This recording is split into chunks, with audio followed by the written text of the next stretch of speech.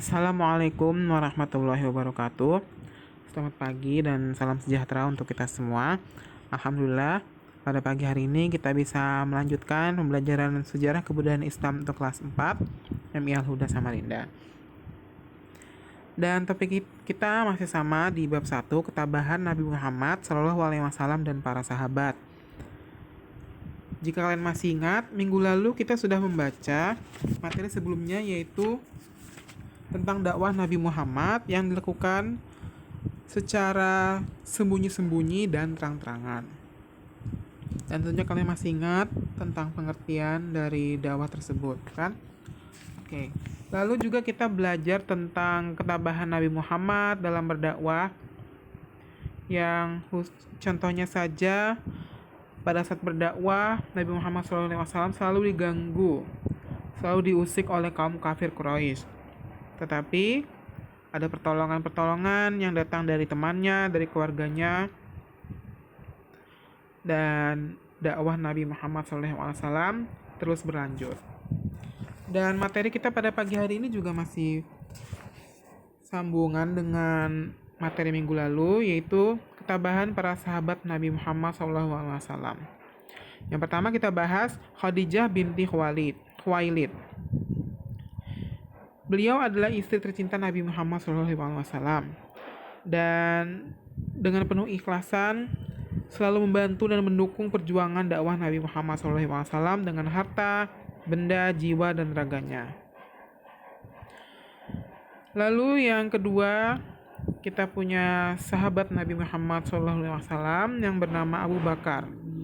Abu Bakar ini adalah putra Abi Kuhafah, dan beliau selalu menjaga Nabi Muhammad SAW ketika berdakwah.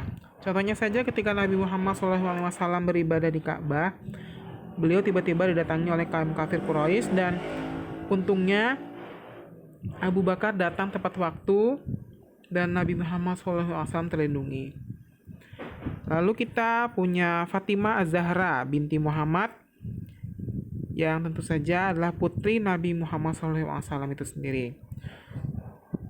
Fatimah Az-Zahra pernah mengetahui tentang keadaan di mana kaum kafir Quraisy mengganggu atau mengusik dakwah Nabi Muhammad SAW. Khususnya ketika Nabi Muhammad SAW beribadah di Ka'bah dan dilempari oleh kotoran oleh kaum kafir Quraisy. Fatimah sedih dan menangis, tetapi dengan perasaan yang tegar mencucikan dan membersihkan baju Nabi Muhammad SAW. Dan juga Fatimah juga diolok-olok oleh kaum kafir Quraisy. Lalu yang keempat kita ada Ibnu Mas'ud, yaitu adalah temannya Nabi Muhammad SAW, dan juga dia ketika masuk Islam tidak satupun keluarganya yang mau melindunginya. Meskipun begitu, dia berani membaca Al-Quran secara lantang dan terang-terangan, dan akibatnya dia disiksa oleh kaum kafir Quraisy. Meskipun disiksa, dia tetap teguh dalam memeluk ajaran Islam, dan pada saat itu juga dia diangkat saudara oleh Zubair bin Awan supaya dia bisa dilindungi, sehingga Ibnu Mas'ud bisa dilindungi terhadap siksaan dari kaum kafir Quraisy. Dan Ibnu Mas'ud juga menjadi teman ibadah dan berdakwah oleh Nabi Muhammad SAW. Lalu keluarga Sumayyah yang sayang sekali memiliki cerita yang lebih sedih lagi, yaitu keluarga Sumayyah ini mendapat siksaan yang sangat keras dari tuannya Abu Jahal, yang tentu saja adalah kaum kafir Quraisy. Ada tiga anggota keluarga, yaitu ayahnya yang bernama Yasir, Sumayyah,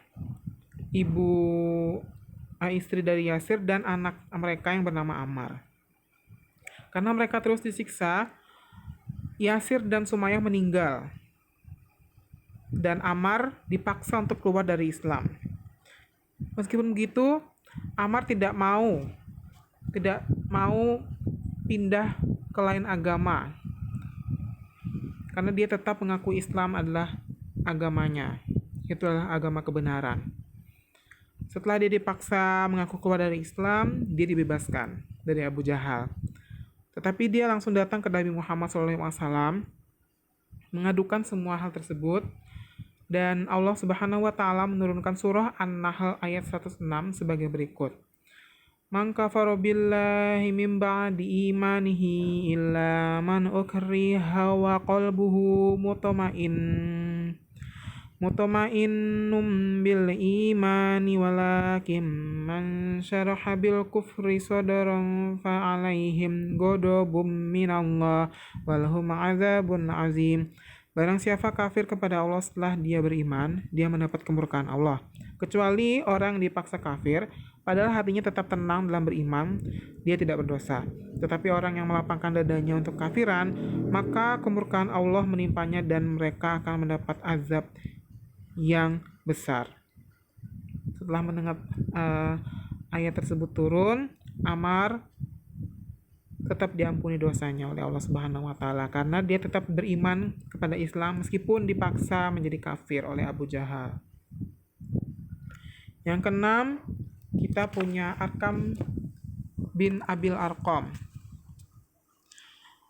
Beliau adalah orang yang terpandang pada saat itu, dan beliau menyediakan atau menghibahkan semua harta bendanya, termasuk rumahnya, untuk dipakai untuk dakwah oleh Nabi Muhammad SAW.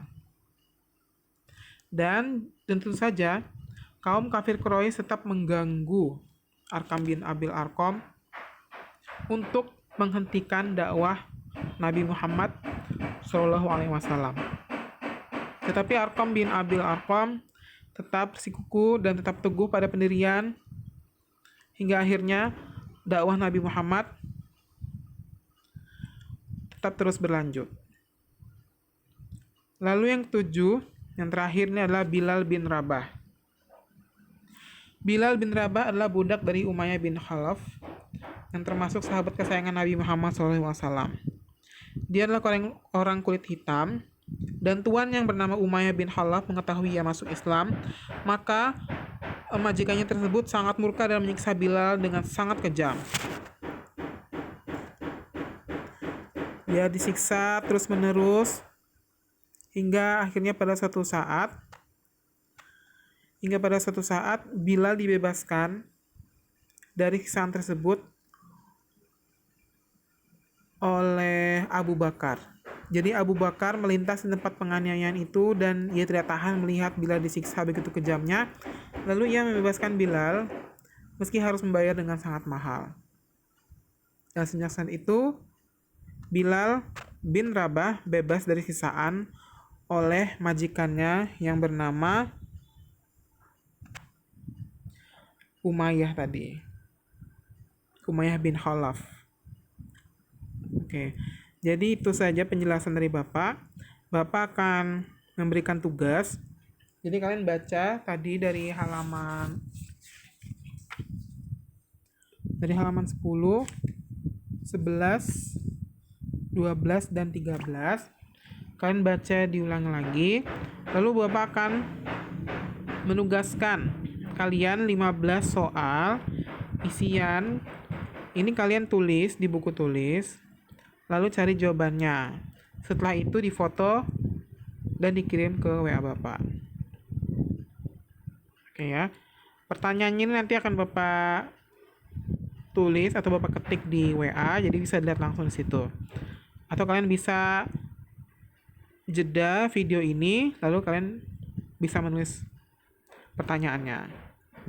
Ada 15 pertanyaan. Oke, sekian dan terima kasih. Kita bertemu lagi minggu depan, insyaallah. Assalamualaikum warahmatullahi wabarakatuh.